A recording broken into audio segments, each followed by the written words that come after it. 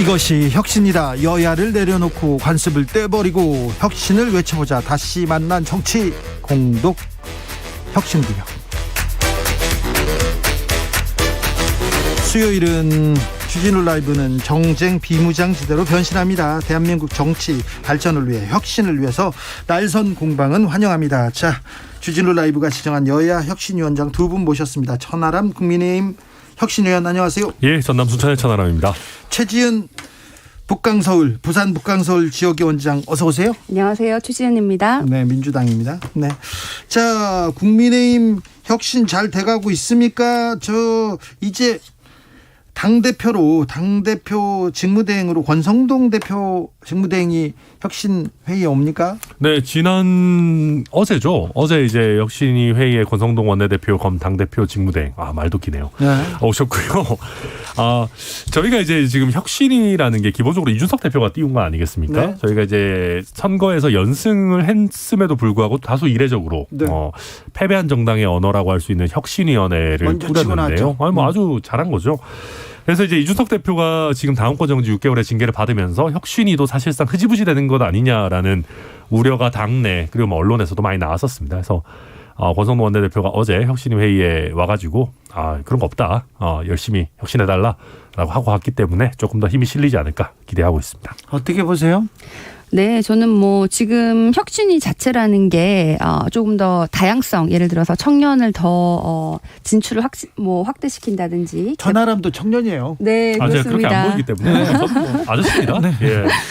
이해해요. 네, 개파, 밀실 공천 이런 게 아니고 조금 더 시스템을 갖춘 총선 공천을 하자든지 이런 얘기들이 다 갖춰줘야 되는데, 그럼요. 사실 이준석 대표가 원외의 청년으로서 그런 것을 좀 상징하는 인물이었는데, 그리고 이준석 대표는 없이 어떻게 이준석 대표의 잘못도 있겠지만은 좀 그 국민의힘의 세력 다툼에서 기득권이 조금 몰아낸 그런 모양새인데, 그 기득권이 기득권으로 대표되는 윤핵관 중심으로 당이 다시 재편되면서 거기서 혁신위를 한다는 것이 굉장히 아이러니하다라고 보이고요. 혁신이 전혀 보이지 않다고 보입니다. 혁신위보다 예. 그런데 공부 모임이라고 해서 안철수 의원이 만든 모임, 그다음에 전 원내대표 김기현 의원이 띄우는 공부 모임, 그다음에 장제원 의원은 산행 모임, 이런 모임이 더 많이 보입니다.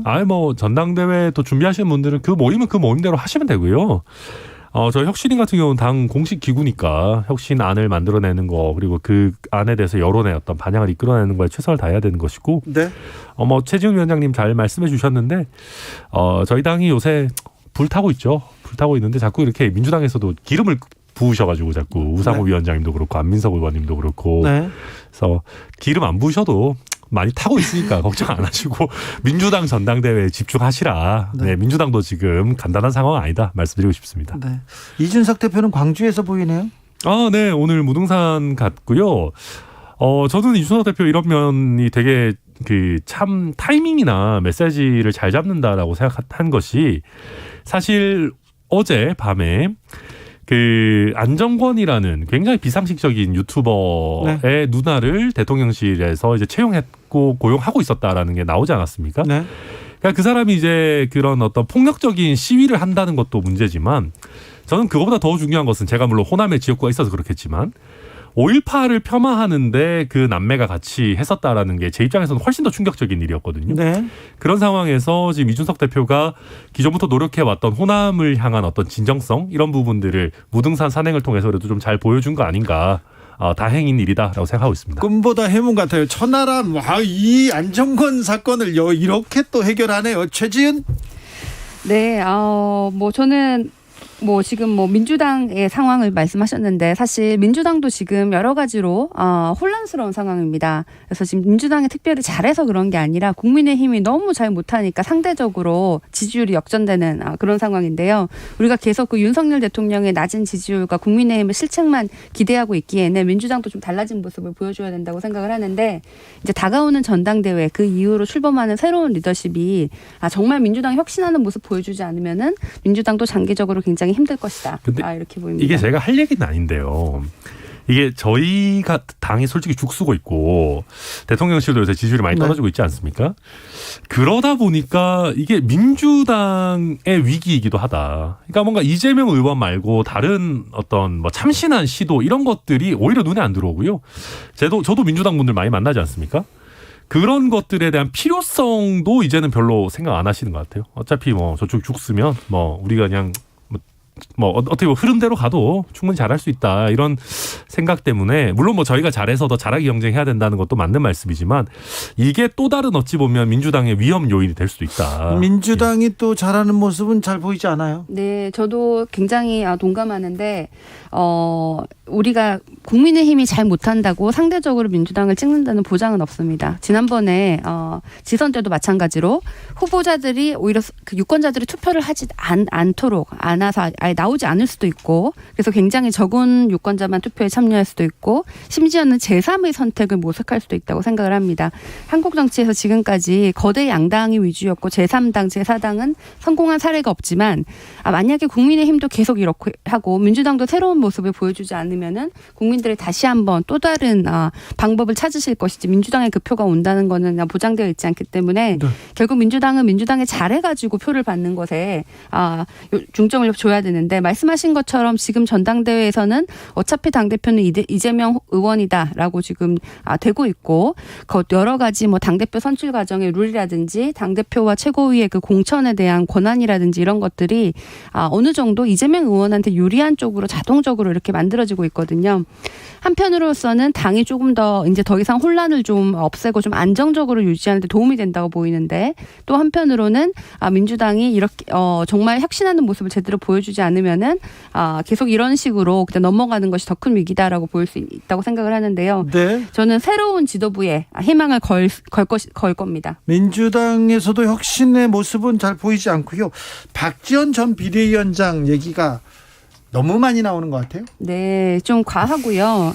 심지어 좀 이분을 처음에 굉장히 당의 그 비대위원장, 당대표 권한을 처음 준 것부터 여러 가지가 반성할 대목이라고 생각을 하는데 네. 이분의 그 뭐 깡이라고 할까요? 이 부분이 얘기하시는 여러 가지에 대해서 당의 또 긍정적인 면도 굉장히 많다고 생각을 합니다. 젊은 여성이 이렇게 당차게 하시는 모습은 보기가 좋은데 다만 우리 당이 그동안 민주당뿐만 아니라 우리 정치가 그동안 깜짝발딱식으로 영입을 해가지고 앞세워놓고 충분한 그 당의 정체성이라든지 정치 경험에 대해서 충분한 검증이 안 되었는데 과도하게 소모적으로 좀 청년 정치인들을 이용했다는 측면은 저는 있다고 보거든요. 그래서 박지원 위원장의 그 개인으로서의 그 발언이라든지 뭐 본인에게만 특별히 예외를 적용해서 당대표 출마를 해달라든지 이런 것은 부적절하다고 생각을 하지만 전반적으로 우리 정치가 조금 더 당내에 있는 인재들이 스스로 손들고 나와가지고 거기서 이제 이겨내는 뚫고 나가는 그런 모습을 보여야지 이렇게 깜짝발딱식으로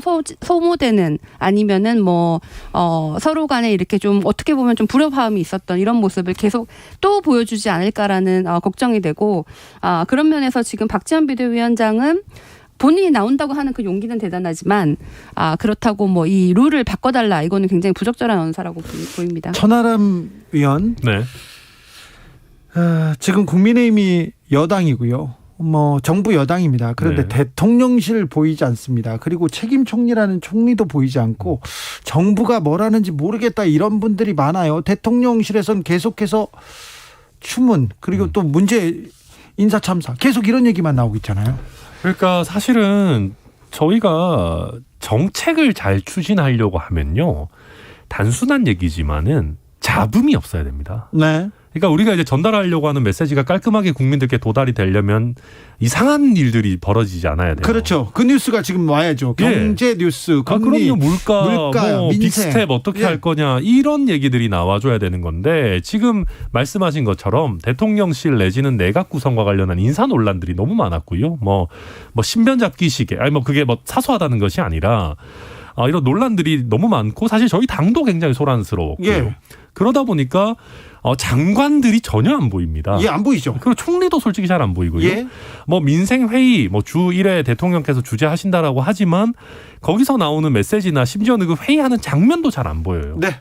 그러니까 대통령이 내는 메시지도 사실 도어 스태핑 이런 거에 너무 집중돼 있고 그렇죠. 도어 스태핑이라는 게 결국은 그날 가장 핫한 뭔가 정쟁적인 주제를 얘기할 수밖에 없는 거다 그것도 보니까. 정책이나 이슈 비전이 아니에요. 그러니까요. 그래서 이게 좀 저희 입장에 좀 답답한 문제고 결국은 이 잡음을 어떻게 잘 깨끗하게 정리하느냐. 예. 그러고 이슈를 민생, 경제, 물가 이런 걸로 어떻게 좀 잡느냐. 그게 사실 실력입니다.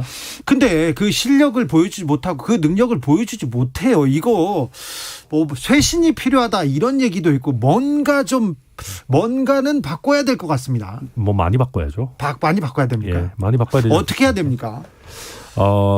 우선은 뭐랄까요. 대통령실 내에서 이런 잡음이 나올 거를 좀 걸러낼 수 있는 정무적인 기능을 좀 더 강화해야 됩니다. 그 부분은 많이 약해요. 그러니까 지금 제가 봤을 때 이제 우리 윤석열 대통령 같은 경우에는 정치인에 대한 신뢰가 조금 적으신 게 아닌가라는 생각을 좀 해요. 그래서 검사 출신 중용했어요. 그러니까 뭐 검사 출신이 그렇게 많으냐 하면 또 뭐 저는 그렇게 하진 않습니다만은 많습니다. 상대적으로 그 뭐 예를 들면 비서실장 같은 분도 정책 기능에 지금 특화되어 있으신 분인데 대통령실 비서실장 같은 경우도 조금 더 정무적인 감각을 가진 분이 옆에서 잘 보좌를 하면 어떨까라는 아쉬움이 조금 더 있고요. 그 외에 예를 들면 도어 스태핑 같은 경우도 꼭 기자분의 질문을 바로 즉답하는 것이 아니라 예를 들면 대통령께서 모두 발언을 조금 하신다거나. 그렇죠. 그러니까 도어 스태핑을 좀 너무 자주 하지 말고 아니면 장관 총리랑 같이 수석들이랑 같이 앉아가지고 제대로 된 기자회견을 통해서 민생과 관련한 이슈들을 좀 더 다룬다거나 하는 형식과 실질, 인사 전반적인 좀 개혁이 필요하지 않나 저는 그렇게 봅니다. 저는 뭐 정치 정무 기능이 부족하다. 정책 라인으로는 사람은 잘 구성되어 있는데 이런 식으로 말씀하셨는데 저는 이 경제 부분에 대해서는 이 정책 라인의 인선조차도 조금 불안합니다. 지금은 우리 전 세계의 경제 위기 상황입니다. 말씀하신 것처럼 금리, 환율, 그리고 물가 이런 것들이 정말 큰 변수고 여러 나라에서 뭐 한국을 포함해서 여러 나라 중앙은행에서 금리를 굉장히 크게 올리는 빅스텝을 밟고 있는데요. 결국 이렇게 되면은 우리 영끌에서 대출을 하신 분들의 이자율이 올라가고 또 임금 노동자들에게는 물가가 지금 올라가니까 오히려 더 일반 서민과 중산층은 더 힘들어지는 상황이 발생하고 있는데 여기에 대해서 너무 안일하게 대처를 하고 있는 것 같아요. 네. 이 물가라는 거는 지금 윤석열 대통령의 잘못이 아니고 전 세계 경제 흐름의 결과입니다. 세계은행 출신 체질. 네. 근데 이게 코로나 상황과 마찬가지로 이렇게 세계적으로 위협이 왔을 때는 오히려 집권 여당의 지지율이 올라가는 경우가 많거든요. 그렇죠. 그런데 지금 윤석열 대통령은 이 위기 상황에서 안정감 있는 대안이나 안정감 있는 대책을 마련하지 못하고 불안한 모습을 보여주기 때문에 오히려 뭐 굳이 가지 않을 나토에 간다든지 실언을 한다든지 뭐 경제에 오히려 안 좋은 시그널을 보여주고 있기 때문에 이게 지금 지지율 하락으로 이어진다고 보이거든요. 네. 그래서 크게는 뭐 아까 말씀하신 여러 가지 경제 민생에 대한 행보도 하셔야 되겠지만 최근에 나온 그 경제 방향 보고서 이런 걸 보면은 비전이 없습니다. 이명박 정부 때의 그 작은 정부 줄푸세 뭐 세금 깎아주고 뭐 민간주도 결국은 이제 법인세라든지 이런 것을 깎아준다는 건데 그게 지금 위기 상황을 극복하는데 무슨 연관이 있는지 모르겠고 이건 저는 과거에 국민의힘에서 문재인 정부의 경제 인사가 되게 이념에 치우쳤다라고 얘기를 많이 하셨는데 저는 이건 새로운 이념에 치우쳤다고 생각을 해요. 작은 정부라는 그 신자유주의라는 이념에 갇혀가지고 위기 상황에서는 정부의 적극적인 개입이 필요할 때도 지금 방관하고 있고 오히려 지금 필요한 것은 적극적인 재정 정책으로 취약계층을 도와주고 금리는 올라가지만 통화 정책은 긴축하지만은 재정 정책은 오히려 보완하는 방향으로 가야 되는데 지금 법인세를 낮춘다 이거는 우선순위에도 해당하지 않고 전 세계적인 그 흐름에서도 이게 과연 이게 맞나라는 생각이 들거든요. 이 부분 천하람 변호사 공부 많이 했어요? 아니 제가 일단 뭐 너무 많은 말씀해 주셨는데 나토 같은 경우에 안 가면 굉장히 안 좋은 시그널을 줍니다. 그리고 제가 지난번에도 말씀드렸지만 이 나토 참석은 사실상 문재인 정부에서 확정되어 있었던 것이고요. 이게 안 갈 수가 없는 겁니다. 그리고 이제 뭐 법인세 뭐 신자유주의 말씀하시는데 기본적으로 민간 주도로 일자리를 만들고 성장 동력을 만들어야 된다는 거는 뭐 당연한 겁니다. 그거는 뭐 주류 경제학에서 이론이 없는 것이고요. 제가 최지훈 위원장님 앞에서 주류 경제학을 얘기하는 게 좀 우습지만은 그럼에도 불구하고 당연한 겁니다. 그리고 이제 문재인 정부에서 코로나19 상황이라는 걸 감안하더라도 굉장히 많은 수준의 정부 지출을 했었고 그러다 보니까 지금 정부의 재정 여력이 굉장히 낮아져 있는 그런 상황이고요.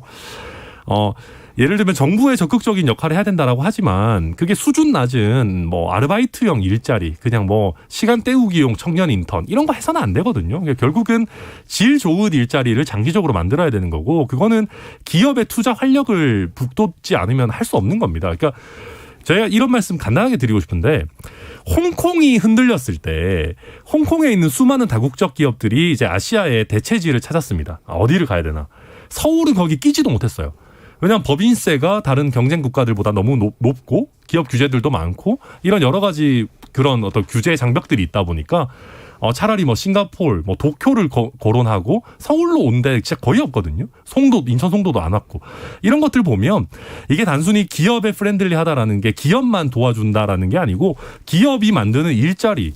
뭐 우리 먹고 살아야 되는 그런 거 아니겠습니까? 그래서 그런 부분도 다 연결돼 있다 말씀드리겠습니다. 네, 저는 크게 두 가지 측면에서 윤석열 경제정책 방향이 잘못되어 있다고 생각을 합니다. 첫 번째는 지금 위기 상황을 극복하기 위해서는 물가 안정과 경기 부양 두 가지 토끼를 잡아야 되는 상황인데 윤석열 정부에서는 지금 국가 재정 여력을 오히려 더 걱정하고 있거든요. 이게 과연 우선순위인가 싶은데 심지어 국가 재정을 또 건강한 재정 건전성을 중요하게 생각한다고 하더라도 그러면 오히려 증세를 해야 되는데 감세를 얘기하는 것이 과연 재정 건전성에 무슨 도움이 되느냐. 여기에 대해서 이제 한 가지 짚고 싶고요. 또 다른 것은 전 세계 우리 지금 고환율 고금리 외에도 공급망 위기라는 큰 위기에 맞닥뜨려 있습니다. 그동안은 코로나19 이후에 뭐 병목 현상 정도로 생각을 했는데 우크라이나 전쟁이라든지 미중 갈등 때문에 이게 장기화되고 있는데 굳이 이 시점에 나토에 가가지고 탈중국화를 얘기를 하는 것은 우리가 생각하는 경제 안보는 결국은 수입 시장을 다변화하는 건데 저 반대로 가고 있다. 네. 그래서 굉장히 잘못된 경제 실책에 대해서 비판하고 싶습니다. 조성빈님께서 경제는 심리라고 하지요.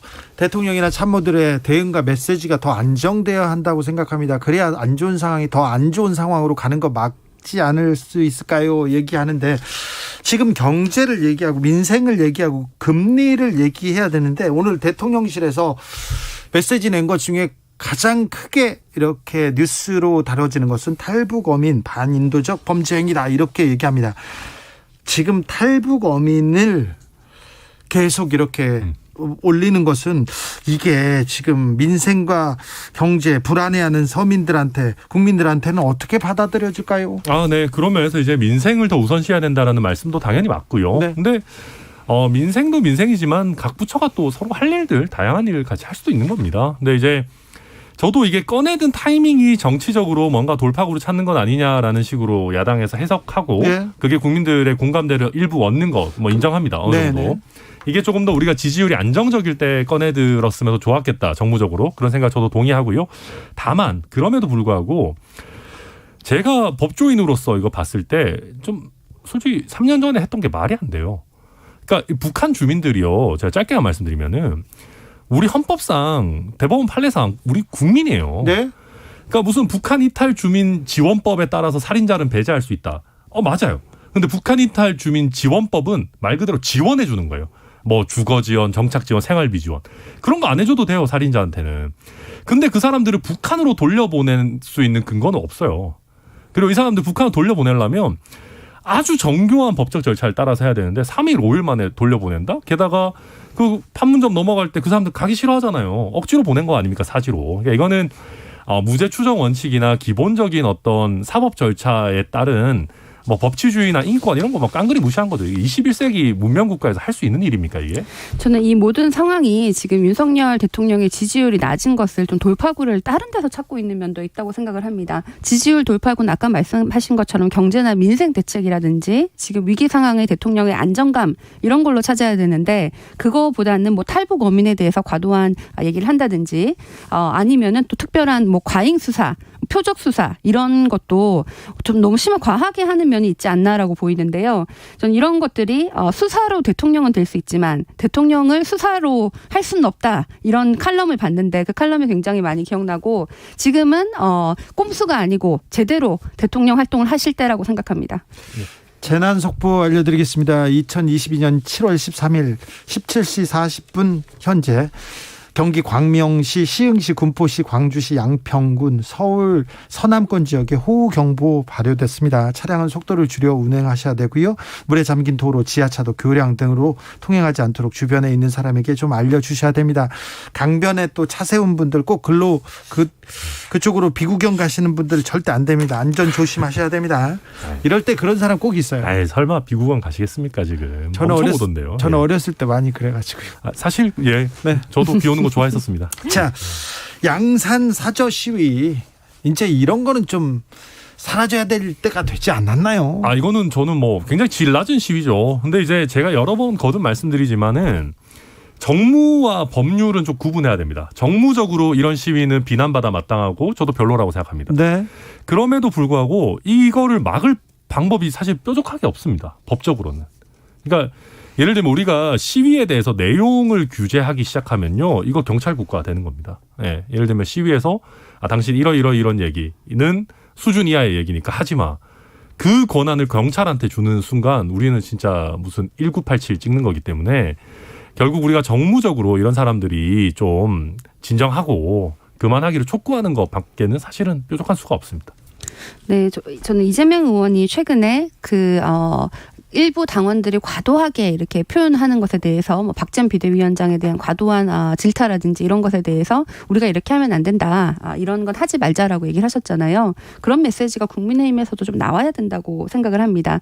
지금 우리 이 양산 사저 시위는 우리가 점점 이 양극화가 심해지고 있는 걸 보여주는 것 같아요. 뭐 경제적인 계층뿐만 아니라 생각의 양극화, 심지어는 뭐 젠더 갈등 여러 가지가 다 이렇게 양극화가 심해지고 있는데 여기에 대해서 지금 우리한테 필요한 건 통합의 리더십인데 윤석열 정부라든지 국민의힘 인사가 이런 것에 대해서는 적절하지 않다 이런 메시지를 주시고 통합하는 데에 대해서 메시지를 좀 내주시기 바랍니다. 저도 다 동의하고요. 저도 그리고 막 전 정부 때는 어땠다, 뭐 우리가 더 잘하네 못하네 이런 얘기 안 하고 싶은데, 그러니까 민주당에서 그런 얘기 하시는 게 솔직히 저는 내로남불이라는 생각이 들거든요. 아니, 솔직히 우리 박근혜 전 대통령에 대한 과격한 뭐 원사들, 뭐 시위들, 이명박 전 대통령 사저 앞에서 굉장히 장기간 시끄럽게 민주당 의원들도 참석해가지고 시위할 때 민주당도 그거 했지 않습니까? 그 앞에 제가 다른 건 몰라도 제가 이명박 전 대통령을 잘 알잖아요. 아니, 그럼요. 그 앞에 시위 그렇게 하지 않았어요. 아니, 그때 집 앞에서 지금 엄청 아니요, 사진 그 있고 엄청 많은데요. 집도 아니었고 골목 그 앞이었고요. 네, 저 그쪽에 저도 그 동네 압니다. 네네. 가봐서. 그 앞에서 간혹 주말에 이렇게 했었지. 그 앞에서 누군가 확성기 시위를 했다 계속했다 그건 아닙니다. 사실관계는 바로 네. 잡고 넘어가겠습니다. 네, 알겠습니다. 어쨌거나 이명박 전 대통령 얘기니까. 예, 저도 뭐 예를 들면 지금 양산에서 하고 있는 거를 뭐 제가 옹호한다거나 좋다고 보는 거는 결코 아닙니다만은. 예. 결국 그런 겁니다. 민주당에서도 예를 들면 저희 당에서 배출한 대통령에 대해서 어느 정도 좀 어떤 최소한의 우리 시민의식을 지니자라는 걸 해줬었다면 더 좋았지 않았을까. 그런 면에서 뭐 저희가 먼저 손 내미는 것도 괜찮다고 생각합니다. 네. 차기 검찰총장 인선이 시작됐습니다. 좀 늦었다 이렇게 얘기하시는 분도 있고요. 이거 식물총장 되는 거 아니냐 이렇게 우려하는 사람도 있습니다. 어떻게 보시는지요? 아니, 검찰총장은 사실은 인사권이 가장 중요할 것 같은데 검찰의 주요 인사는 다 지금 임명이 되어 있는 상황 아닙니까? 윤석열 네. 라인으로. 그래서 과거에 윤석열 전 검찰총장 시절에 법무부 장관한테 검찰총장의 독립성을 보장해야 된다. 인사권도 검찰총장이 행사해야 된다 이런 말씀을 하셨는데 지금 뭐 한동훈 법무부 장관과 윤석열 대통령과의 그 관계 이런 걸 봤을 때 과연 검찰총장이 독립성을 가질 수 있나? 그리고 지금 행사할 수 있는 인사권은 이미 다 실현이 됐는데 뭐 이러니까 당연히 식물 검찰총장 얘기가 나오는 것이고요. 이분도 윤석열 라인이니까 뭐 다를 것이다 얘기를 하는데 뭐 정말 꼭두각시 세워놓은 정도의 수준이라고 생각합니다. 검찰총장은요, 누가 오든 꼭두각시가 되지는 않습니다. 아마 문재인 정부에서 윤석열 총장을 임명했을 때도 꼭두각시가 될 거라고 생각했을 겁니다. 네. 그때 이제 노영민 비서실장의 얘기에 따르면 문재인 정부의 철학을 가장 잘 공감하고 구현할 수 있을 것 같은 사람이라서 윤석열 당시 총장을 선택했다, 뭐 이런 얘기 하시거든요. 결국은 총장이 누가 오든 또 오면 검찰 인사라는 거는 꽤 자주 할 수 있거든요. 그래서 뭐 다 또 본인의 뜻을 펼칠 수도 있는 것이고요. 그러니까 저도 다만 뭐 물론 검수한 바 기한이 있고 또 검찰총장 인선하게 되면 시간이 걸리긴 합니다만은 검찰총장이 먼저 들어왔으면 더 좋았겠다는 생각은 저도 합니다. 그렇죠. 예. 거기가 중요한 자리죠. 중요한 자리이기 때문에 우리가 인사를 한다 했는데 검찰총장 중요한 자리. 당연히 중요한 자리죠. 네. 그래서 이제 다만 누가 오든지 간에 이번에 그 대검의 이원석 차장, 그러니까 사실상 지금 검찰총장 직무대행을 하고 있죠. 예. 그 사람이 그래도 검찰의 의견을 많이 반영해서 인사를 했다. 인사안을 법무부에 적극적으로 제시했다라고 하기 때문에 큰 틀에서 뭐 누가 검찰총장으로 오든 뭐 아주 이상하지는 않을 겁니다. 이게 식물총장이라는 정의입니다. 누가 오든 별 상관없다. 네. 그러니까 뭐 실력 좋고 괜찮은 사람들로 잘 꾸려져 있는 것 같긴 합니다. 네. 누가 와도 또 윤석열, 한동훈 그 두 분하고 친한 사람이 올 거니까 뭐 그 민주당이 그렇게 걱정 안 하셔도 될 것 같아요. 누가 와도 비슷할 것 같아요, 지금은. 그런데요. 자, 이제 국민의힘은 어떻게 이제 지금 이제 이준석 대표 리스크 이 문제는 조금 잠잠해지는 겁니까? 일단은 이준석 대표의 행보를 조금 더 지켜보긴 봐야 될 것 같고요. 왜냐하면 지금 징계가 6개월로 꽤 깁니다. 네. 그래서 가처분 신청이나 이런 게 급한 상황은 아니거든요. 게다가 여론의 흐름 같은 것들을 이준석 대표가 일단 볼 것이고요. 다만 이준석 대표와 별개로 지금 당에서는 지금 이 불안한 평화가 지속되기를 바라는 분들이 많은 것 같습니다. 뭐 조기 전당대회 이런 얘기 꺼내서 이준석 대표 자극하지 말고 그냥 최대한 조용히 이 국면을 좀 끌고 가보자. 왜냐하면 지금 대통령 지지율도 굉장히 위기에 처한 상황이니까. 그래서 그런 에너지가 당내에 팽배하기 때문에 최소한 뭐 앞으로 한두 달 정도는 권성동 원내대표 직무대행 체제로 뭐 가지 않을까 그렇게 예상됩니다. 뭐 저는 지금 뭐 직무대행 체제로 가는 것 자체가 굉장히 뭐 아직까지 뭐 경찰 조사나 이런 것이 나온 것이 아니잖아요. 조사 결과가. 네. 이 상황에서 윤리위가 이렇게 과도하게 지금 이 시점에 결정을 했다는 것 자체가 이거는 뭐 그 국민의힘 내부의 권력 투쟁의 결과 로 이준석 대표가 희생된 측면도 있다고 보이거든요. 네. 이준석 대표가 실제로 잘못한 것이 있다면은 절대로 그것을 옹호하려고 하는 것이 아니지만 이 시점과 그 과정에 대해서 뭐 윗선이 있었다 이런 보도를 보면서 국민의힘에서 좀 청년 정치인을 이제 선거 때까지는 다 이렇게 쓰고 그 다음부터는 좀 이렇게 앞으로 총선 공천권 전에는 힘을 약화시키려고 하는 그런 시도가 아닌가라고 보이고 네. 그래서 지금 뭐 원내대표가 직대를 하든 뭐 앞으로 빨리 비대위를 뭐 하든 아니면 전당대회를 빨리 해가지고 뭐 새로운 당대표가 되든지 결국은 공천권을 놓은 국민의힘 내부의 세력 다툼이고 네. 거기서 세력이 별로 없었던 이준석 대표가 튕겨나가는 그런 네. 모습이라고 보입니다. 민주당은 청년 정치인 튕겨나가고 그런 일은 없죠? 민주당은 아예 청년 정치인이 이준석 대표만큼 큰 적도 없기 때문에 네. 오히려 국민의힘이 그런 면에서는 조금 더 앞서 있다고 생각을 하는데요. 양쪽 이게 뭐 꼭 청년이다 아니다를 떠나서 새로운 세력이 기존의 기득권을 넘는 이런 것이 굉장히 힘든 것이 우리 정치의 문화고 청년들은 뭐 여야 할 거 없이 굉장히 비슷한 상황을 겪고 있는데 이준석 대표는 그거를 10년 동안 버틴 권력 투쟁 의지가 굉장히 강한 사람이라고 보이거든요. 그래서 제가 이준석 대표의 잘잘못에 대해서는 네. 절대로 옹호하지 않지만 이번에 네. 이를 이준석 대표가 다시 돌파하고 다시 또 나타나는 그런 정치인이 될 것을 기대합니다. 근데 저는 청년 정치인 이런 말도 좀 웃긴 것 같아요. 그러니까 그거는 이제 뭐 저는 일단 이준석 대표 같은 경우는 더 이상 청년 정치인이라는 표현이 좀 어색하다고 생각합니다. 일단 나이도 내일 모레 40이고요. 이게 정치권에서나 청년이지. 네. 그리고 사실 이준석 대표가 저희 당의 당대표로 선출됐기 때문에 굳이 따지자면 UFC 같은 데서 무제한급 뭐 체급 제한 없는 데서 우승한 거예요. 그건 뭐 굳이 체급 제한을 할 필요가 있습니까? 예, 저는 뭐 그리고 청년 정치인도 정치인이기 때문에 네, 다 열심히 해야죠. 민주당이 행안위 과방위를 맞는 조건으로 법사위 운영위를 양보했다는 속보 알려드립니다. 천하람, 최지은 감사합니다. 고맙습니다. 네, 감사합니다.